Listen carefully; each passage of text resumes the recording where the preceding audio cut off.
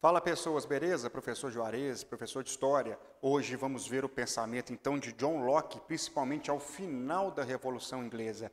Aqui está principalmente os itens Enem, comparando os três contratualistas, Locke, Hobbes e Rousseau. Nós já vimos Hobbes, vou relembrar, e nós vamos ver agora como é que John Locke pega o pensamento de Hobbes e passa por um processo de negação, melhora e elevação desse pensamento, ou seja, ele vai fazer uma crítica a Hobbes, mostrando o que Hobbes possivelmente havia se enganado ao analisar a sociedade. Obviamente, John Locke parte de princípios empiristas, que você vai ver isso principalmente na aula de filosofia. Tanto Hobbes como John Locke eram empiristas, que é a forma da ciência, principalmente na Inglaterra, inaugurada com Hume, que é um outro filósofo. Então, beleza. Nós temos aqui, então, John Locke, que é um contratualista. Olha, professor, mas o que é ser um contratualista? São pessoas que acreditam que existem um estado natural do homem e as leis naturais, ou seja, ele fala que o homem tem a sua natureza. Isso é uma questão muito perigosa nos dias de hoje. Hoje você nem usa mais o termo é da natureza humana. Hoje os filósofos utilizam a condição humana, é da condição humana. Então tá, mas John Locke então acredita então nessa natureza humana, assim como Hobbes. E qual era a natureza humana para Hobbes? O homem era mau. Por ser mau, ele acabava, então, sendo um problema para o seu outro irmão. Ou seja, o estado natural do homem é de conflito. Por isso, é necessário formar a sociedade e um Estado para tirar a liberdade desse homem através de um soberano, que seria o rei absolutista, para eles viverem em paz e harmonia.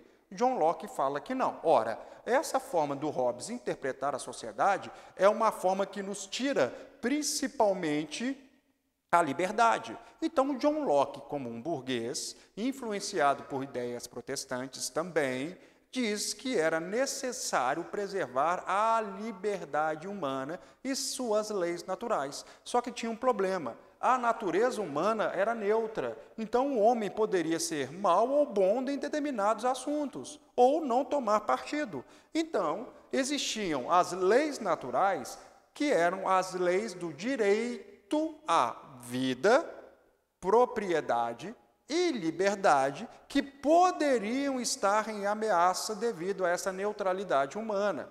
Então, as leis naturais do homem, segundo John Locke, seriam obedidas mediante ao trabalho. Vamos colocar aqui. Olha só a elevação da burguesia. Então, mediante ao trabalho, o homem teria o direito às leis naturais. E por que eram leis naturais? Porque eram leis dadas por Deus. Deus era o grande artífice, o grande trabalhador e criou o universo em uma semana.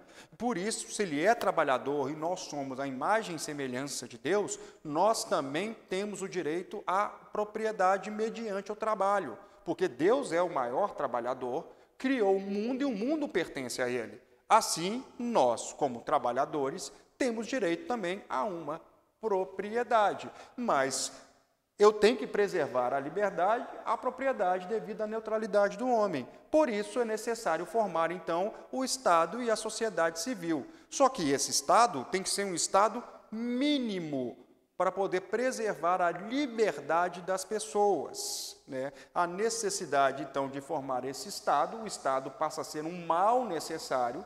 Nós não queremos o Estado, mas devido às circunstâncias da natureza humana, precisa-se ter, e esse Estado deve se limitar ao direito à vida, liberdade e propriedade, e isso seria conseguido na defesa das leis naturais e a confecção de leis positivas, que são leis feitas por homens, porque a minha liberdade também, ela tem que ser preservada, e a liberdade do outro também. Então, a minha liberdade termina quando começa a do outro. Por isso é necessário leis positivas, que um outro autor dá até um nome.